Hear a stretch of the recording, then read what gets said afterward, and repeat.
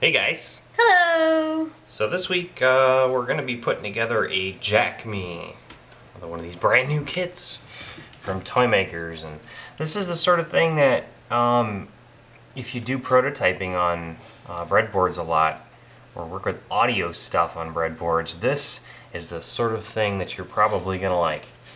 It doesn't have any active components on it. What it does do is allow you to very easily add 1/4-inch jacks and speaker terminals to your breadboard.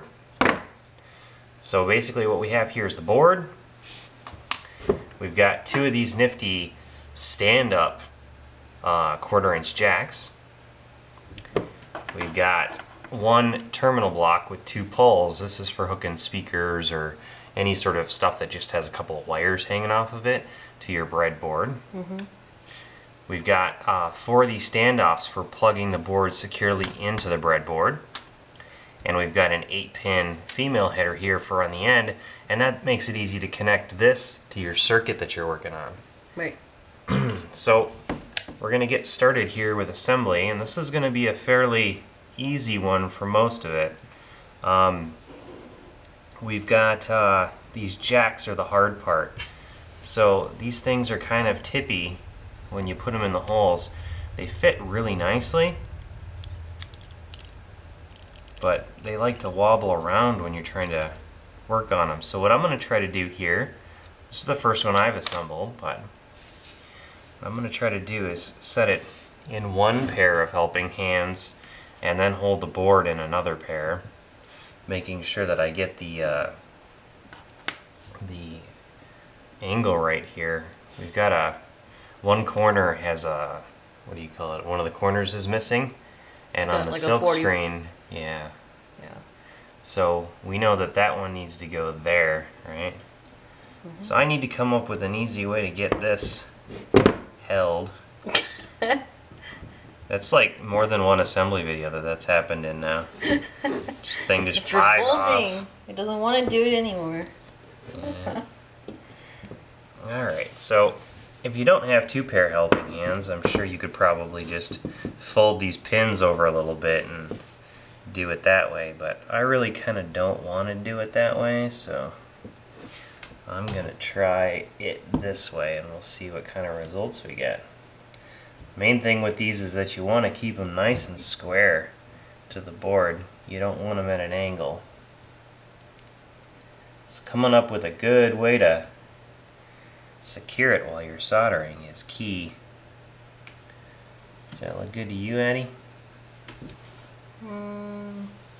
Looks okay. I'd say solder 2 of the points and then you can use just one helping hand and then solder the rest of the points. So you know for sure that 2 of those points are okay.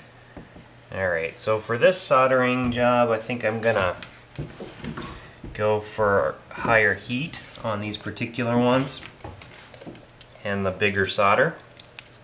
Normally we use the very fine stuff, but this time we're going to be using the big heavy 60-40 blend because we've got a big hole to fill here.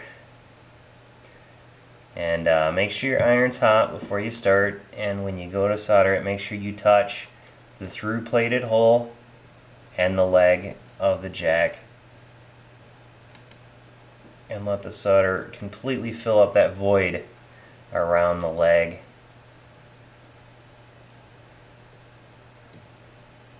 You can tell when you're doing it right because it just all pops into place.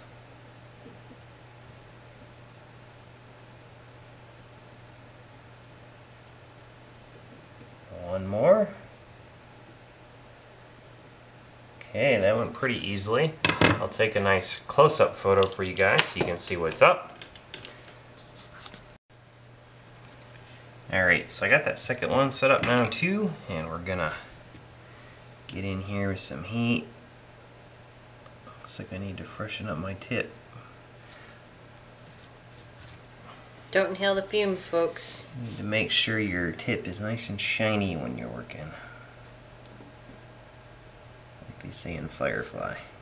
Shiny. Okay. pretty easy actually. Once you get them clamped in place, it's easy going.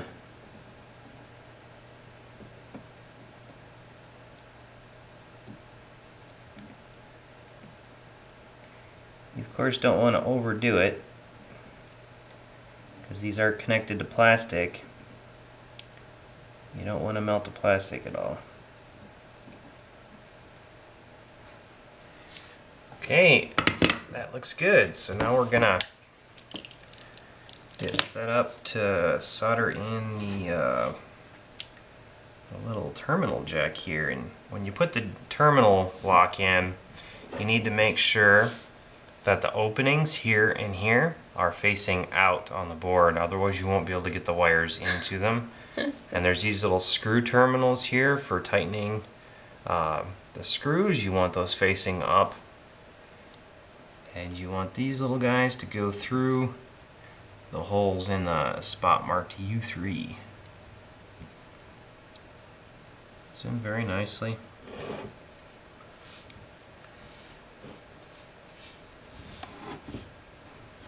Get this set up here. Having 2 pair of these is really handy. If you don't have 2 pair, you should probably consider it. They're pretty cheap, aren't they? Yeah, their helping hands are super cheap. So, alright, now we're going to switch down to our lower temperature, 350, and our smaller solder, because we really don't need to overdo this here. Addie set up my light on the wrong side, so I can't see what I'm doing. Way to go, Addie. I like to keep you on your toes. Alright, iron should still be fairly warm. So like I was saying before, you got to make sure you touch the leg and the plated through hole. You got to have heat on both for it to work right. Once the solder contacts them, it gets a little bit less important because the solder itself transfers heat. There's one down.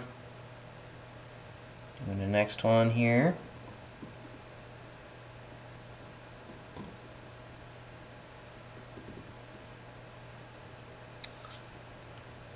Okie dokie. So I'll take a nice picture here for you guys so you can see the details.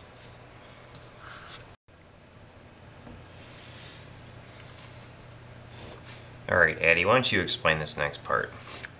So we have 4 1x2 standoffs that you can put into your board so that it's breadboard friendly. And the easiest way to do this is to actually stick the headers, the male headers, into the breadboard first, and then putting your board on top of it so that while it's sitting evenly on top of the headers, you can solder it nicely.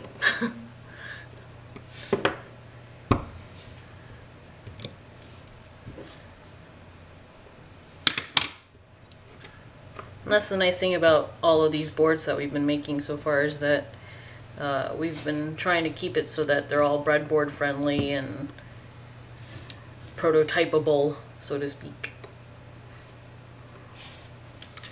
These standoffs are not electrically connected to the circuit at all. Yep.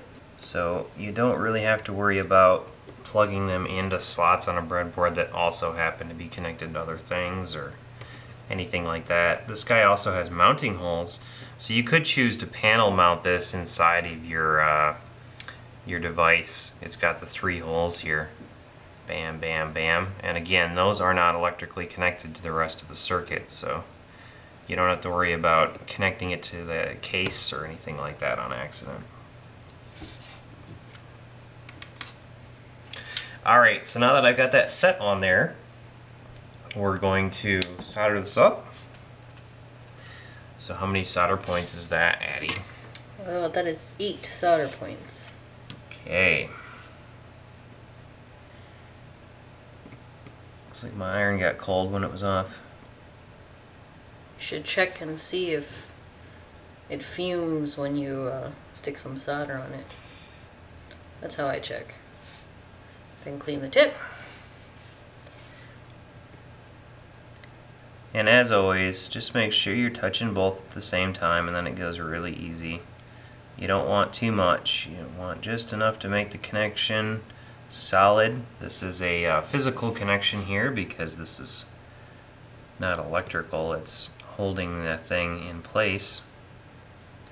So you need to make sure that all the joints are really well done. And if you do it right, then this thing will be held nice and securely in the breadboard when you stick it in there while you're working on your circuit. These things really aren't very difficult to solder in, especially when you use this trick of using the breadboard as a template. Makes it super simple. If you accidentally overdo it with the solder and connect them to each other or something like that, it would be absolutely functional. Would not be anything that changes how it functions. Yep. So I'm gonna pull this up out of here, and we'll take a picture so you guys can see what's going on. Okay, so now we're going to solder up the 8-pin female header here, and again I've used 2 pair of helping hands, one to hold the workpiece here and then one to hold our header in place. These things always look so much better when you get them nice and square. So having 2 pair of helping hands on this job is really good. As long as they're helping. Not getting in your way.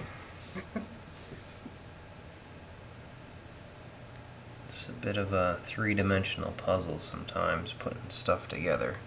This isn't too bad though. I want to make sure that it's sitting flush against the board, and then I want to look at it from the side and make sure it's a right angle to the board, so that when we finish here, It'll look like... it'll be correctly oriented in all 3 axes. Is a fancy way of saying it'll look good. Very well said. Electrically, it doesn't care how it looks. As long as you don't connect any of these pins together with solder on accident, and you connect them to their pads correctly, it'll work fine. But I like to make things pretty as well as functional. Off the top of your head, do you remember where those pins go to? These pins connect to the 2 terminals on the terminal block, Okay. to the tip, ring, and sleeve on each of the 1/4-inch jacks. So it supports, the board supports stereo on those jacks, in other words, or a balanced signal or anything like that. Oh, handy. So you can do mono work with this, you can do stereo work, you can do unbalanced work, you can do balanced work, and you can do double balanced because you've got 2 lines here. Bam. So there's the jack me all put together, and I'll come up with some sort of demo for you guys just so you can see how this thing can be useful on a breadboard, and we'll take a last little glamour shot of it here for you guys too. Okay. Alright, so we were trying a couple of different things here with the jack me, just figuring out a way to show you guys what it could do. And we plugged it into a breadboard, and I added this little 3.5mm to 1/4-inch adapter. That was a suggestion of somebody who saw a picture of it online. So I thought we'd try that. And we've got the Under Me, which is a low-pass filter, another one of our kits. We've got a little breadboard power supply here from Tautic.com. We've got my little white noise generator right here. And then we've got a propeller board prototype that I'm working on here. And basically what this is doing is it's sweeping the frequency range up and down on the low-pass filter. So we've got noise going into the low pass filter and then the output to the filter going to the jack me. And it's just sweeping the frequency up and down. Let's hear what it sounds like.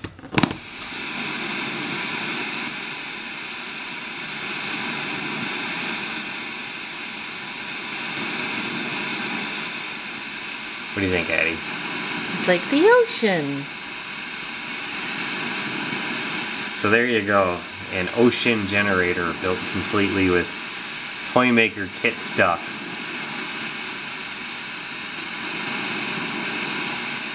Love it.